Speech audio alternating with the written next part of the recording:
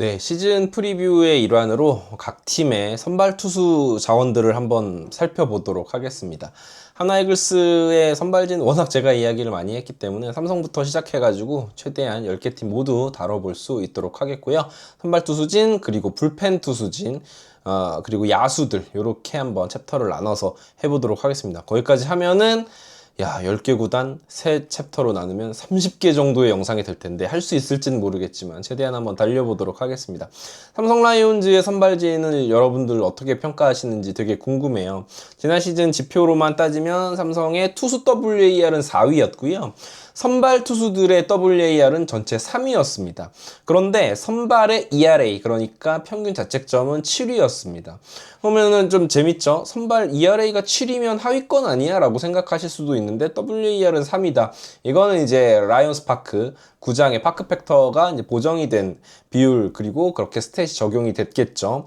저는 삼성 라이온즈의 선발 투수는 원투펀치, 그러니까 후라도, 원태인 이 선수들은 뭐 최상급이라고 생각을 합니다.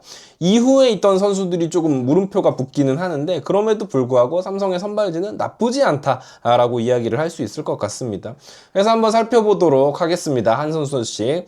아리엘 후라도죠. 뭐 말이 필요 없습니다. 폰세가 이젠 메이저리그로 갔기 때문에 지금 현재 리그 최고의 투수가 누구냐? 국내 선수, 외국인 투수 뭐 다 합쳐서 저는 후라도가 맞다고 생각해요. 안우진 선수가 이번 시즌에 복귀를 꿈꾸고 있지만 그럼에도 불구하고 후라도 선수가 3시즌 동안 보여줬던 퍼포먼스는 정말 안정적이라고 생각합니다. 뭐 15승 ERA 2.60, WHP 뭐 1.08 이런 부분도 대박이지만 땅볼 비율이 어마어마합니다. 이게 왜 중요하냐면 삼성이 아리엘 후라도를 영입하면서 이 땅볼 비율을 상당히 높게 봤어요.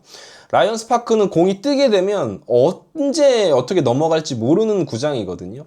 그런데 거기에다가 삼성 라이온즈는 내야 수비가 굉장히 좋죠. 유격수인 이재현 선수를 중심으로 해서 김영웅 선수도 수비가 굉장히 좋은 선수고, 이런 탄탄한 내야진을 가지고 있기 때문에 실제로 아리엘 후라도 땅볼을 많이 유도하는 선수다. 이렇게 되면 아웃카운트를 잡을 확률이 굉장히 높아진다.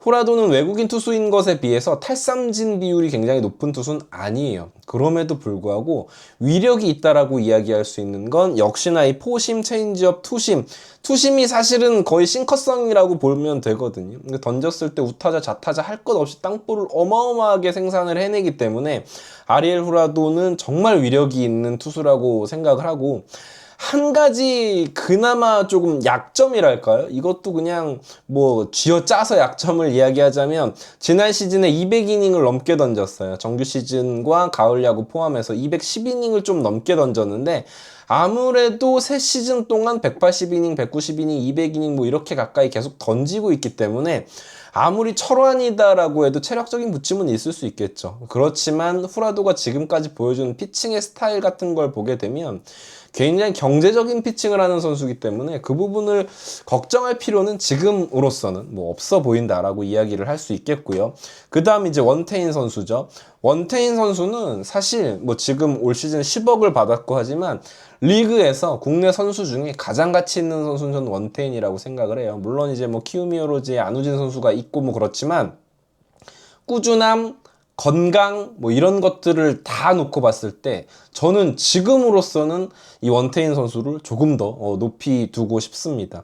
12승의 ERA는 3.24, 이 라이온스 파크를 홈으로 쓰면서 3.24의 ERA는 정말 훌륭하다고 생각하고요. WHIP도, 그리고 이 선수의 9이닝당 볼넷 개수가 1.46개입니다.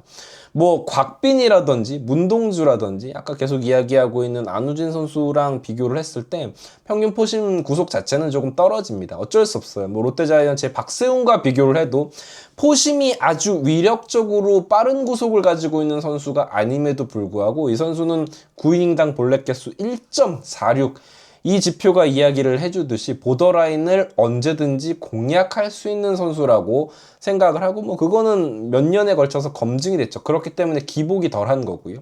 그러니까 후라도, 원태인 이 두 선수의 유형이 비슷해요.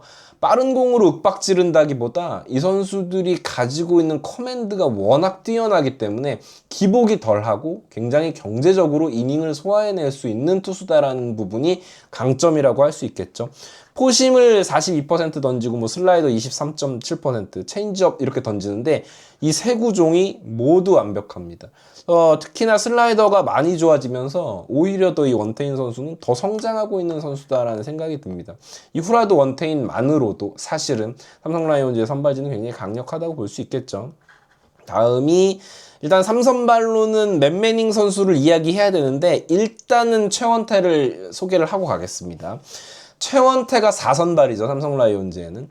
어떻게 생각하실지 모르겠어요. 4선발이 좋은 팀, KT 위즈, 뭐 소영준, 고영표 뭐 이런 쪽에서 4선발이니까 어마어마하고 하나이글스 류현진, 문동주 이 중에 한 명이 4선발이니까 뭐 굉장히 좋다고 볼 수 있겠고 사실 뭐 LG 트윈스도 그렇죠. 손주영, 송승기 이 중에 뭐 라크란 웰스 이런 선수 중에 4선발 이 팀들이랑 비교하면 최원태 4선발 조금 아쉬울 수 있습니다만 다른 팀 생각보다 KBO 리그에 4선발 잘 갖춰져 있는 팀이 많지 않아요. 그런 걸 생각해 봤을 때 삼성 라이온즈는 공격력이 워낙 뛰어난 팀이다라고 봤을 때 최원태는 굉장히 좋은 4선발이라고 저는 생각해요. 중상위급의 4선발이라고 생각하고 뭐 이런 말씀 하실 수 있습니다. 가성비가 안 좋다. 돈을 얼마를 받는데 그런 얘기는 하지 않겠습니다.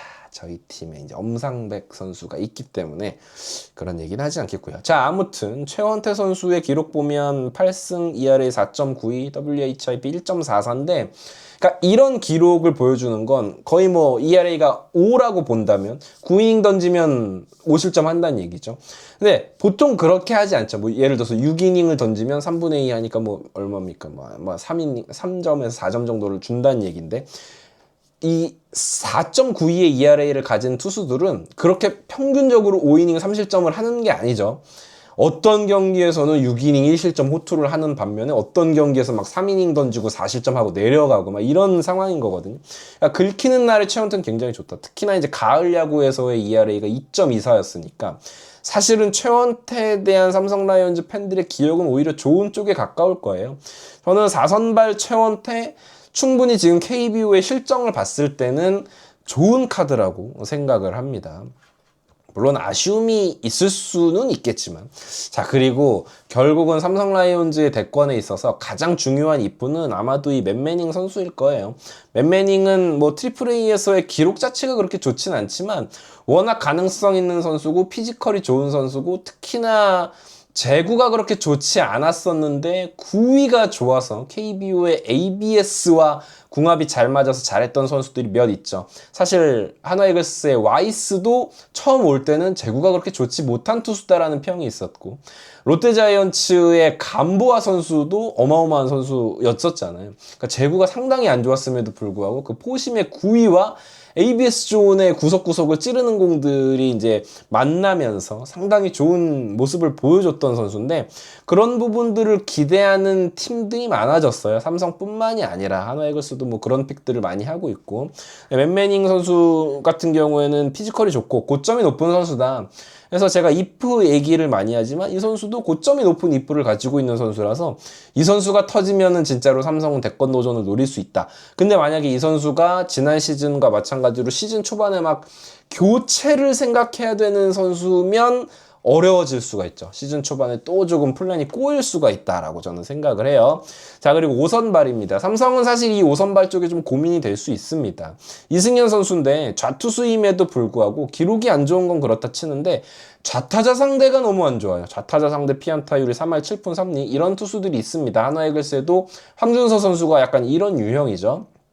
보게 되면 구속 자체는 뭐 그렇게 나쁘다고 볼 수는 없어요. 자완투수인 걸 감안을 하면. 그런데 볼넷 개수가 너무 많죠. WHIP도 높고 제구 자체가 불안정한 선수. 근데 여전히 젊은 선수잖아요. 이제 뭐 20대 초반, 중반을 향해 가는 투수기 때문에 가능성이 있다. 삼성 입장에서는 결국은 아까 맨매닝 선수를 소개해드렸지만 이 이승현과 혹은 5선발 역할을 해줄 선수가 어떤 모습을 보여줄지가 중요한데 이 좌타자 상대의 이 약점, 역스플릿의 이 약점을 어떻게 극복할지가 굉장히 중요해 보여요.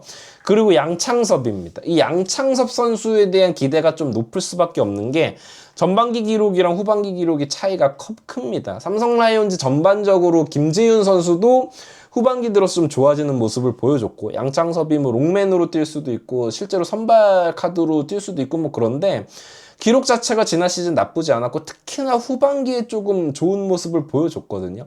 아마도 삼성은 이승현 선수가 지금 삼성은 선발 로테이션 5명 중에 4명이 일단 확정된 4명이 다 우투수기 때문에 이승현 선수가 한 자리를 차지해줬으면 할 거예요. 또 좌완 불펜에는 배찬승이라는 카드가 또 있기 때문에 그렇다면 양창석을 롱맨으로 쓰고 싶을 텐데 그렇다면 역시나 이승현 선수의 역할이 중요해 보이고 과연 그게 여의치 않을 때 양창석 선수가 또 지난 시즌 후반기 모습을 보여줄 수 있을지가 궁금해집니다. 네, 또 재밌게 보셨다면 구독, 좋아요 부탁드리고요. 여러분들의 삼성 라이온즈 선발진에 대한 평가가 어떨지 또 궁금하니까 댓글로 남겨주시면 또 감사할 것 같습니다. 감사합니다.